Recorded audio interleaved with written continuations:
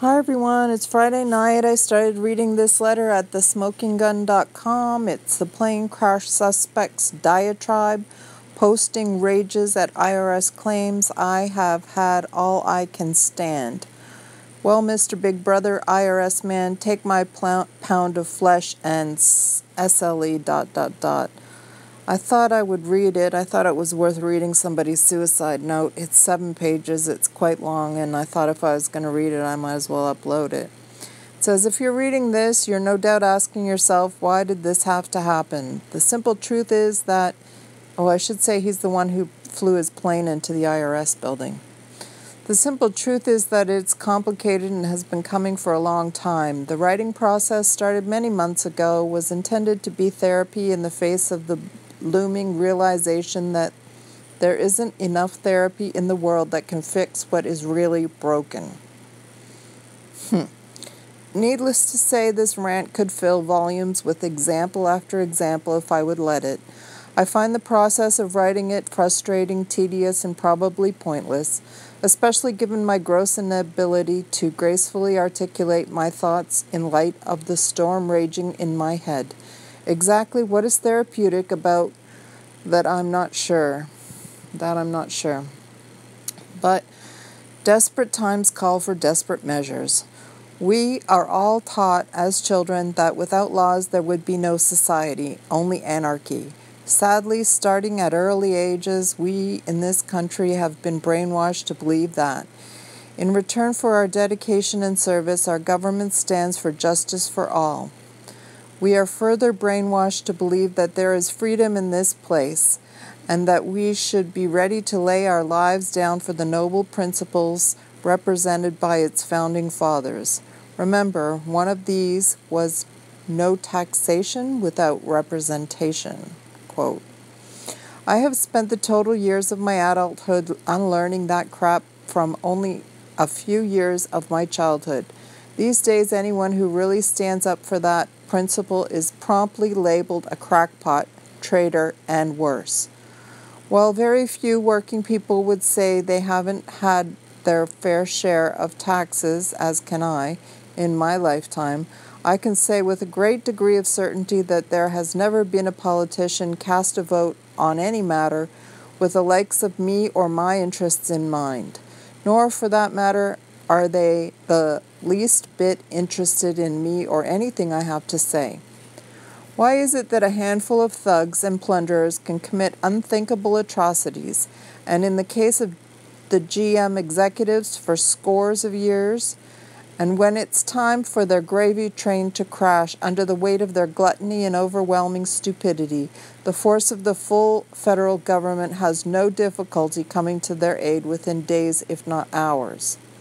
Yet, at the same time, the joke we call the American medical system, including the drug and insurance companies, are murdering tens of thousands of people a year and stealing from the corpses and victims they cripple, and this country's leaders don't see this as important as bailing out a few of their vile rich cronies. Yet the political representatives, thieves, liars, and self-serving scumbags is far more accurate, have endless time to sit around for year after year and debate the state of the terrible healthcare problem. It's clear they see no crisis as long as the dead people don't get in the way of their corporate profits rolling in. And justice? You've got to be kidding.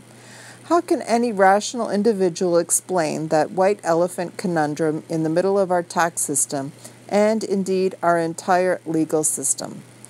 Here we have a system that is by far too complicated for the brightest of the master scholars to understand, yet it mercilessly holds accountable, quote, its victims, claiming that, this is 7 pages, so it's quite long.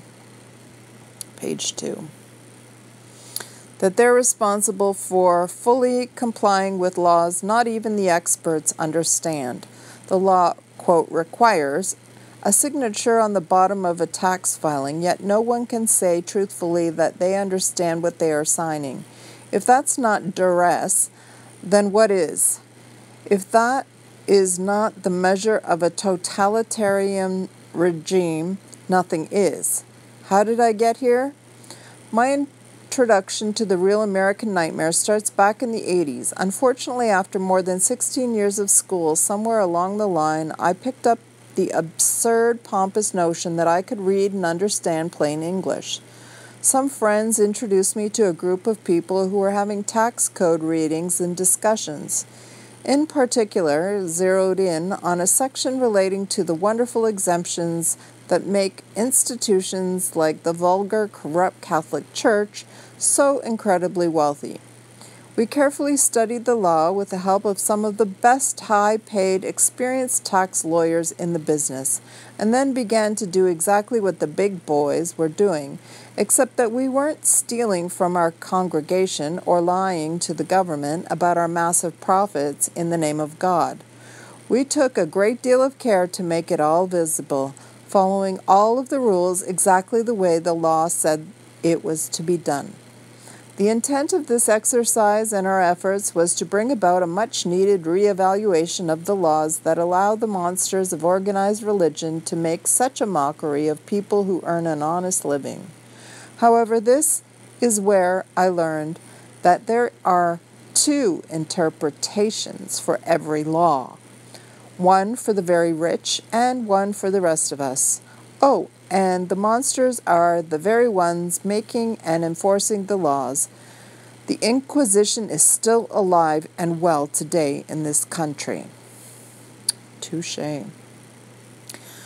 That little lesson in patriotism cost me $40,000, 10 years of my life, and set my retirement plans back to zero. It made me realize for the first time that I live in a country with an ideology that is based on a total and complete lie.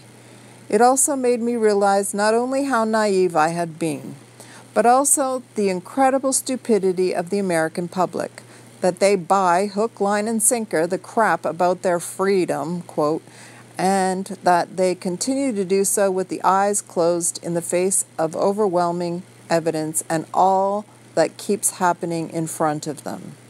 Before even having to make a shaky recovery from the sting of all of the first lesson on what justice really means in this country around 1984, after making my way through engineering school and still another 5 years of paying my dues, I felt I finally had to take a chance of launching my dream of becoming an independent engineer. On the subjects of engineers and dreams of independence, I should digress somewhat to say that I am sure that I inherited the fascination for creative problem solving from my father. I realized this at a very young age. The significance of independence, however, came much later during my early years of college at the age of 18 or 19 when I was living on my own as a student in an apartment in Harrisburg, Pennsylvania. My neighbor was an elderly, retired woman, 80 plus, seemed ancient to me at that age, who was the widowed wife of a retired steel worker. Her husband had worked all his life in the steel mills of, I'm going to guess, Pittsburgh, Pennsylvania. I'm going on to page 3. Trying to see what this guy's name is, but it doesn't even say here. How strange. I guess he signs it at the end. Yep, Central Pennsylvania, with promises from big business and the union that for his 30 years of service he would have a pension and medical care to look forward to in his retirement. Instead, he was one of the thousands who got nothing because the incompetent mill management and corrupt union, not to mention the government, raided their pension funds and stole their retirement. All she had was Social Security to live on. In retrospect, the situation was laughable because here I was living on peanut butter and bread or Ritz crackers when I could afford to splurge for months at a time. When I got to know this poor figure and heard her story, I felt worse for her plight than for my own. After all, I thought I had everything in front of me. I think live for is what he meant. I was genuinely appalled at one point as we exchanged stories and commiserated with each other over our situations, when she, in her grandmotherly fashion, tried to convince me that I would be healthier eating cat food like her rather than trying to get all my substance from peanut butter and bread. I couldn't quite go there, but the impression was made. I decided that I didn't trust big business to take care of me and that I would take responsibility for my own future and myself. Returned to the early 80s, and here I was, off to a terrifying start as a wet behind-the-ears contract software engineer.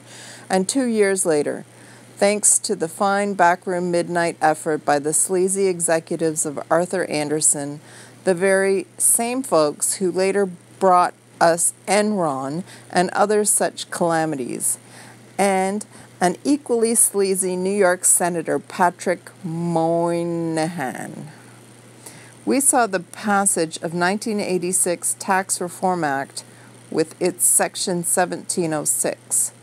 For you who are unfamiliar, here is the core text of the IRS Section 1706 defining the treatment of workers such as contract engineers for tax purposes.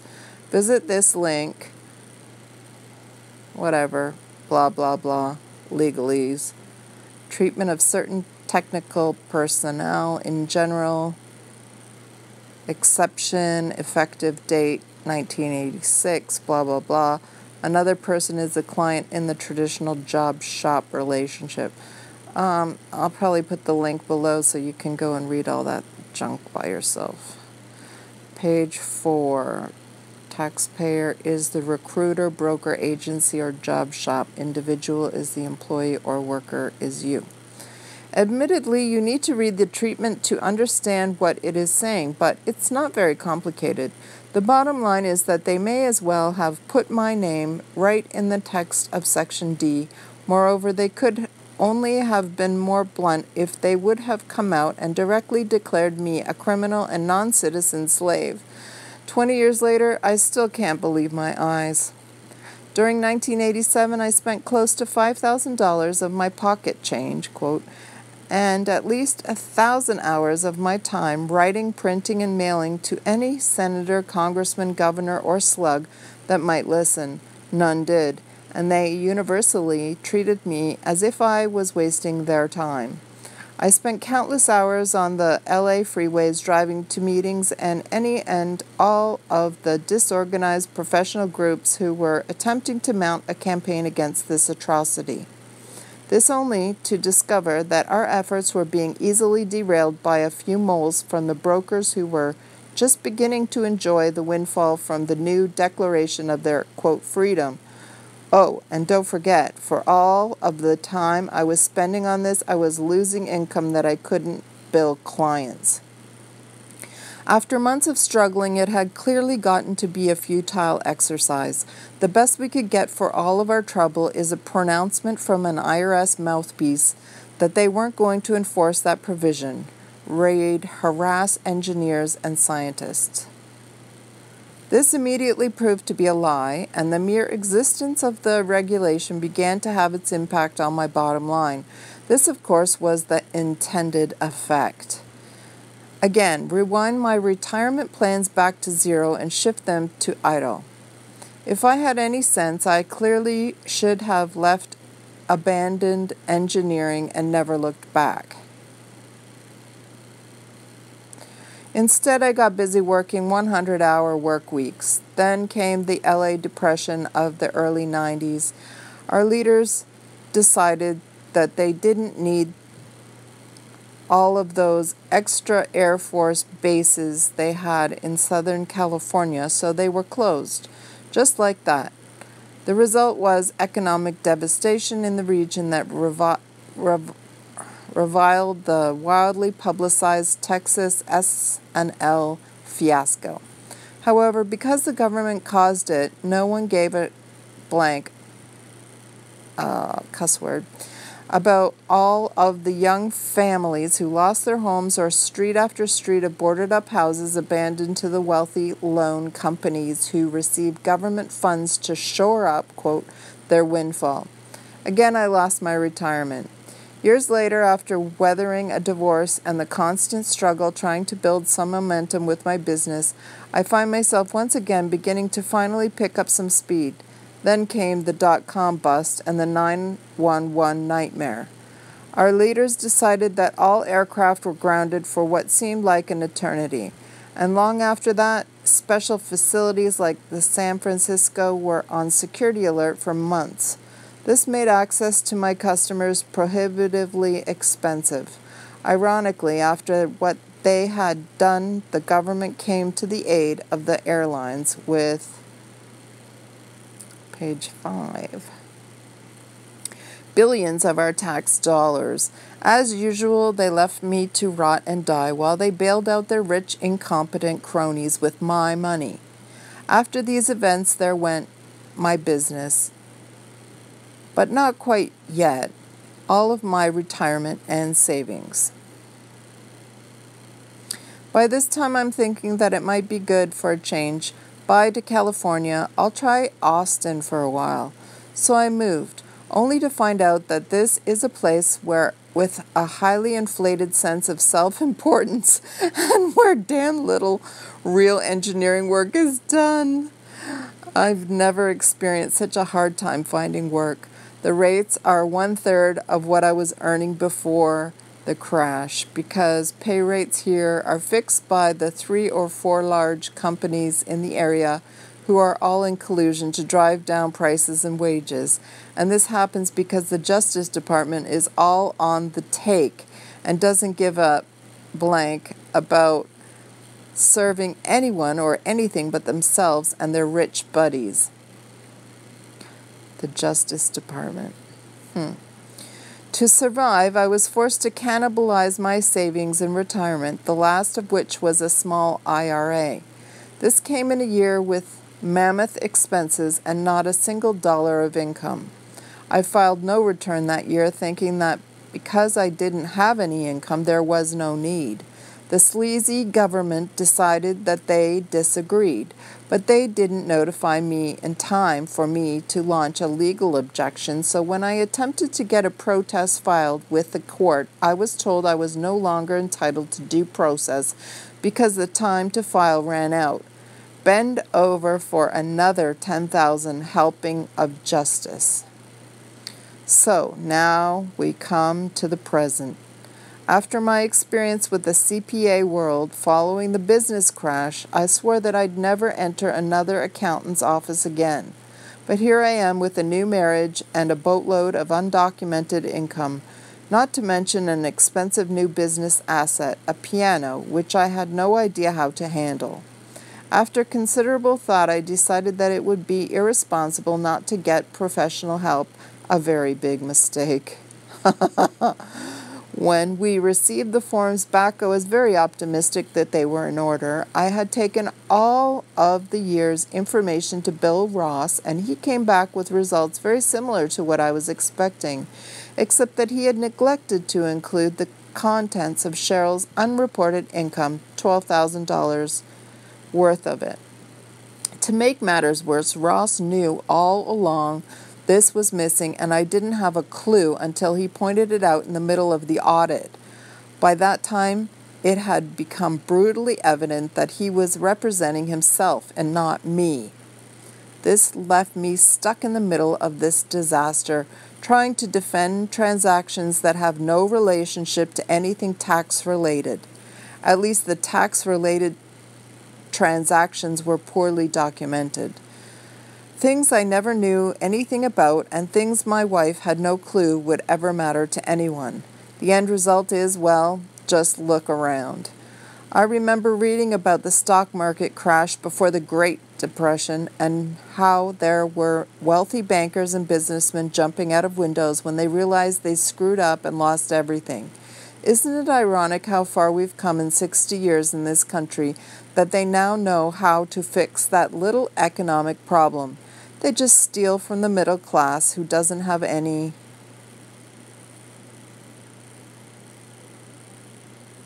say in it. Elections are a joke. To cover their asses, and it's business as usual. Now, when the wealthy screw up, the poor get to die for the mistakes. Isn't that a clever, tidy solution? As government agencies go, the FAA is often justifiably referred to as a tombstone agency, though they are hardly alone. The recent presidential puppet, G.W. Bush, and his cronies in their 8 years certainly reinforced for all of us that this criticism rings equally true for all of the government. Nothing changes unless there is a body count, unless it is in the interest of the wealthy sows at the government trough. In a government full of hypocrites from top to bottom, life is as cheap as their lies and their self-serving laws. I know I'm hardly the first one to decide I've had all I can stand. It has always been a myth that people have stopped dying for their freedom in this country, and it isn't limited to the blacks and poor immigrants. I know there have been countless before me, and there are sure to be as many after. But I also know that by not adding my body to the count, I ensure nothing will change. I choose to not keep looking over my shoulder at Big Brother while he strips my carcass. I choose not to ignore what is going on all around me. I choose not to pretend that business as usual won't continue. I have just had enough. I can only hope that the numbers quickly get too big to be whitewashed and ignored, that the American zombies wake up and revolt. It will take nothing less. I would only hope that by striking a nerve that stimulates the inevitable double-standard knee-jerk government reaction that results in more stupid draconian restrictions, people wake up and begin to see the pompous political thugs and their mindless minions for what they are. Sadly, though, I spent my entire life trying to believe it wasn't so, but violence not only is the answer, it is the only answer. The cruel joke is that the really big chunks of poo at the top have known this all along and have been laughing at and using this awareness against fools like me all along. I saw it written once that the definition of insanity is repeating the same process over and over and expecting the outcome to suddenly be different. I am finally ready to stop this insanity. Well, Mr. Big Brother IRS man, let's try something different. Take my pound of flesh and sleep well.